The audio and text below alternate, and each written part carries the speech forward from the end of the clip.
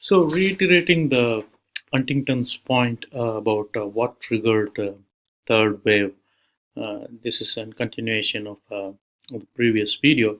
So, it talks about one of the reasons why the third wave triggered is due to the technology, media, and the legitimacy problem for authoritarian regimes. Then he says global economic growth that contributed towards having a positive impact on democracy.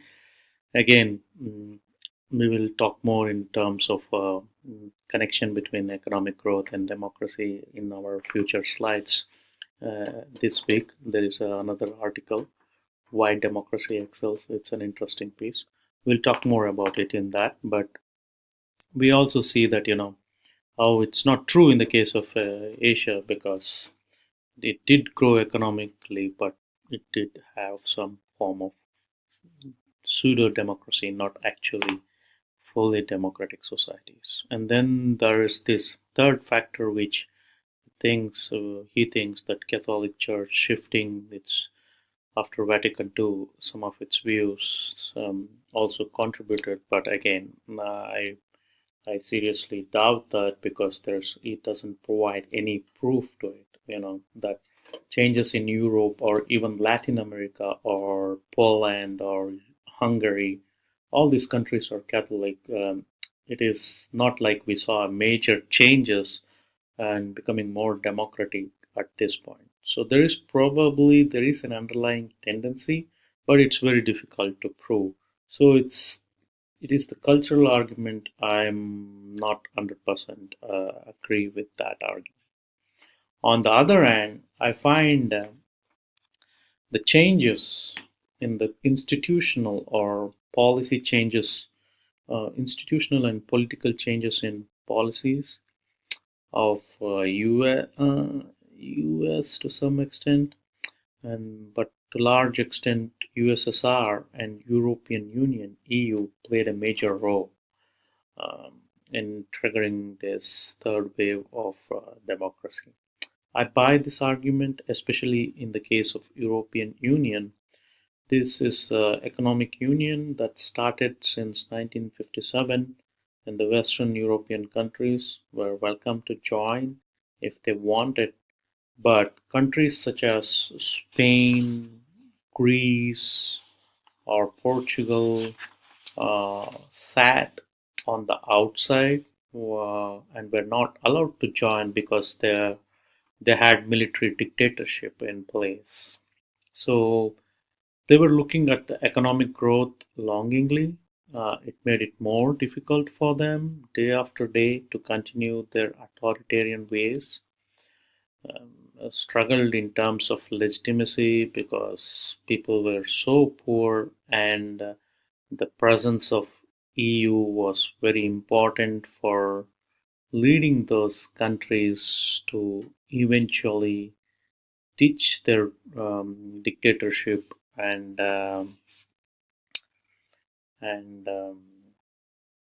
rapid succession from 70s to mid 80s so that they can join EU, and that very much took care of it.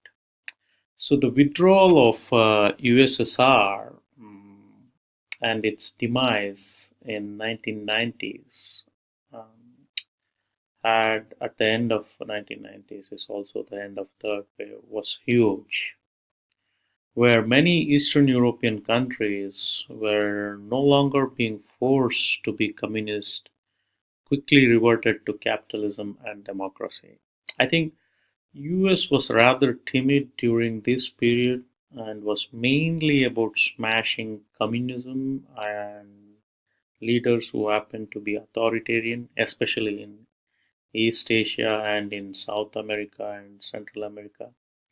US was more fighting those, so I do not see US having major impact other than some regimes which wanted to trade with US and US being a strong opponent sped along the demise of USSR indirectly. But US is not a good example of pushing for democratic as much as it was pushing against communism, and that was based not only on the politics but also on the economics. So this actually brings us to very um, nicely into the next discussion in our uh, weekly reading, that is this piece, Why Democracy Excels. And actually, this very good reading on uh, why democracy so it's a very interesting article. Like it asks a very simple question: why democracy excels, and it looks at it rather easily understanding way. Um, so this was a piece that was published in a journal. Just to bring to your attention, most of our readings we do are book chapters, but it is actually social scientists asking questions, seeking ways to find causal relationship. Here, what they want to know is, are democracies better than authoritarian regimes? One of the reasons they want to do this because there were many regimes in 1990 that were considering, should we definitely can become capitalist, but might be better to remain authoritarian so that we can push policies much better. It worked for East Asian countries somewhat, and in face of this, these researchers who wrote Why Democracies Excel said, well, there is a big problem. There was a research in 1960s by Lipset who said economic development creates preconditions for democracy.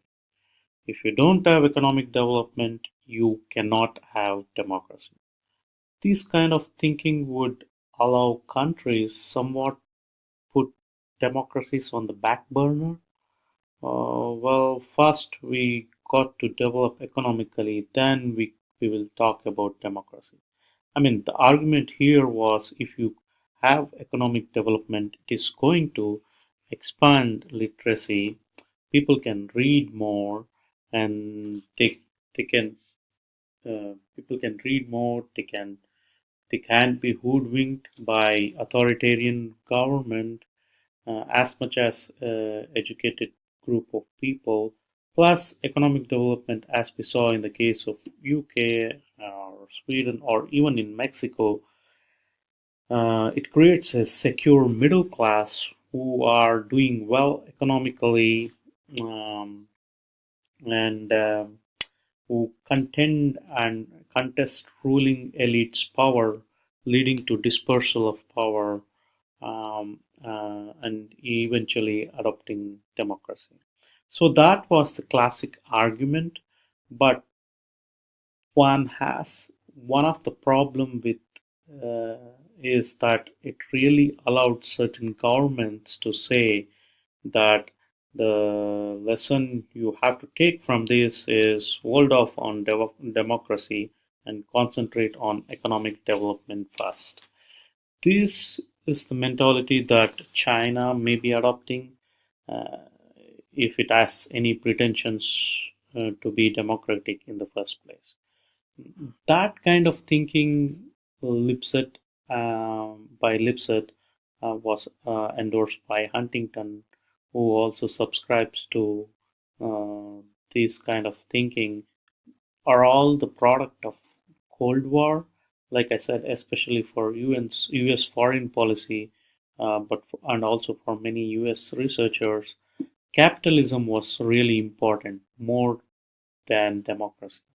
The really it is really opposite of communism. They said was free market and not necessarily voting or free speech and those kind of things, which I thought would come afterwards. Not that they were authoritarians, but they just said that let's first is first. Let's provide economic growth, and then we will think about democracy. So, what the researcher in why democracy excel um, um, chose to do is that they said if you compare democracies to non-democracies, democracy do way better. But that's kind of unfair because no democracies today is considering to become authoritarian. It's it's not like US would say, "Oh, let's dabble with authoritarian." Well, let's say uh, in general, Western European democracies are not going to say that. I wonder what benefit can be brought to one economy by becoming more authoritarian. They are happy with democracy and it tends to work well, rather very well. And if you compare all countries, yeah, democracy tends to do better. As many of highly industrialized countries are democracies, where they look to it and they say, well, the real risk is when the country is poor. That's what these researchers are trying to say in this article. Uh, well, when the countries are poor and they need to make this decision, should we become democratic as well, or should we just go for um, economic uh, economic development or economic growth? And so mm, they say that the fair comparison to make is between poor countries. All right. So they only look at poorer countries of the world that have certain income level per day, um, and they try to say that So they found, what they tend to do in this article is, okay, let's what happens when the country is poor? They have to make a decision. Should they become more democratic as well, or should we just concentrate on economic growth? And that's where I think there's researchers in this article um, compared all the poorer countries. I think they put in some income limits and compared poor countries across the world to see which tends to do better. And they, I think, for the last 40 years, they compared the economic performance of all these poorer countries, and they found out that democracies outperform the non-democratic countries in the sense, like even across the poorer countries with certain income limits, democratic regimes tend to outperform non-democratic regimes. But yeah, but one condition was that this rule was not applicable to East Asian countries. If you consider the East Asian countries, you find democracies. It was about equal, like both democratic and non-democratic countries grew performed equally well. If you take out the East Asian countries, democratic regimes grew 50% faster than the non-democratic regimes. And that's if you compare all the poorer countries across the world. So it seems that this economic first and democracy next seems to not apply for East Asian countries. It seems to apply for non-East Asian countries.